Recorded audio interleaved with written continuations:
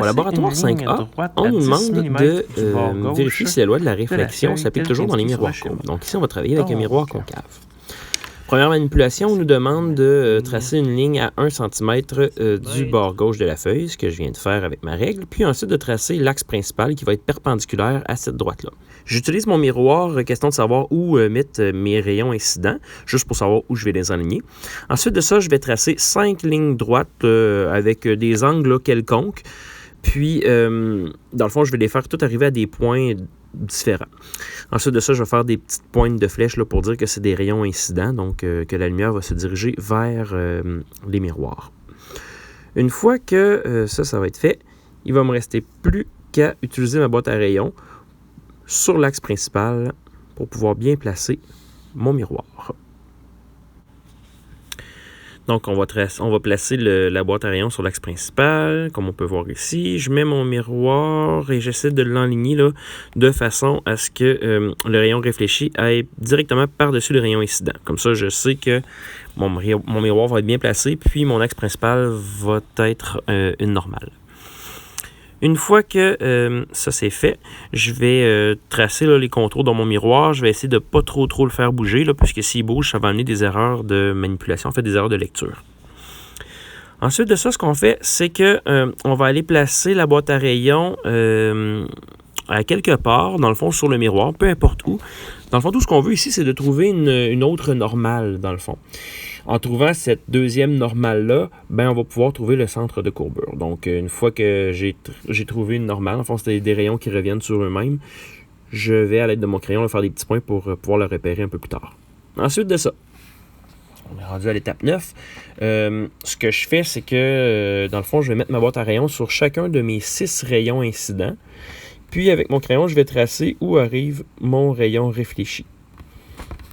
Je vais bien identifier ici là, chacun de mes points parce que j'en ai plusieurs, puis on va voir que ça donne une espèce de gros diagramme un peu laid. Voici ce que ça donne, mes 6 rayons réfléchis. Une fois que j'ai ça, je vais aller, dans le fond, j'enlève le miroir, je prends ma règle, puis là, je vais aller relier mes points. Donc ici, je relie les points de ma normale pour trouver mon centre de courbure. D'ailleurs, je vais identifier, dans le fond, là où est-ce que mes deux normales se rencontrent, c'est-à-dire la deuxième normale puis l'axe principal. Je sais que c'est mon centre de courbure, donc je vais l'identifier par C. Puis ensuite de ça, je vais tracer, dans le fond, les rayons réfléchis de chacun de mes rayons incidents. Donc, je vais commencer par le rayon réfléchi 2, là où je vais relier mes 3 points. Ensuite de ça, je vais faire ça pour le 3, le 4, le 5 et le 6, bien sûr. Une fois que tous mes rayons réfléchis seront tracés, dans mon cas, là, ici, j'ai décidé d'aller rajouter là, un petit peu de couleur parce que c'était pas dans le protocole, là, mais je trouvais qu'on avait comme des risques de se perdre. Mes rayons réfléchis aussi, pour identifier qu'ils sont réfléchis, je vais aussi mettre des petites pointes là, de flèches là, qui s'éloignent du miroir. Ici, dans le fond, j'ai décidé de me créer un tableau là, directement sur cette feuille-ci pour que vous puissiez voir là, mes résultats. C'est peut-être un peu petit, là, je ne sais pas trop. Là. Donc, ici, j'avais 6 rayons, donc je vais me faire 6 lignes. Dans le fond, le premier rayon, le rayon 1, c'était l'axe principal. Donc, comme l'axe principal est une normale, on sait que l'angle incident va être de 0 degré, puis l'angle du rayon réfléchi sera aussi de 0 degré. Pour le rayon 2, là, je vais aller prendre mon rapporteur d'angle et puis je vais aller mesurer l'angle entre mon rayon incident puis sa normale. Même chose pour mon rayon réfléchi. Dans le fond, pour trouver les normales, ici, ce qu'on doit faire, c'est qu'on a trouvé notre centre de courbure. Donc, avec la règle, on va aller relier le centre de courbure à chacun des points d'incidence. Le point d'incidence, dans le fond, là, c'est là où mon rayon incident arrive sur mon miroir. Donc, du centre jusqu'au point d'incidence, ça donne ma normale, puis ça va me permettre de mesurer mes angles. Donc, faites attention ici, là, comme vous pouvez voir, là, pour le rayon 2, je m'étais trompé. J'avais fait une première lecture à 47, puis mon rayon réfléchi était à 37. Je trouvais que c'était une grosse différence. Fait que dans le fond, j'ai remesuré l'angle de mon rayon incident, puis j'ai bien vu que c'était 37 aussi. Donc, je m'étais trompé.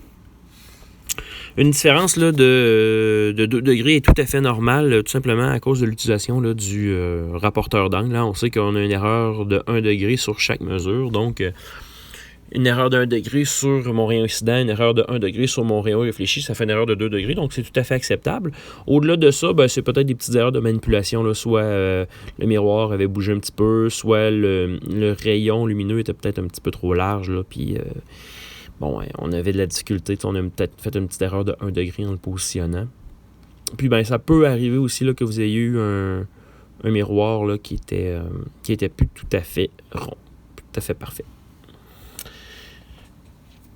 Fait que là, dans le fond, vous voyez là, rapidement, là, mon tableau il se remplit. Alors, jusqu'à la 6e donnée là, qu'on voit dans mon tableau, donc ici, ce qu'on constate là, finalement, là, c'est que les angles incidents et réfléchis sont pas mal pareils. Donc, la loi de la réflexion est respectée.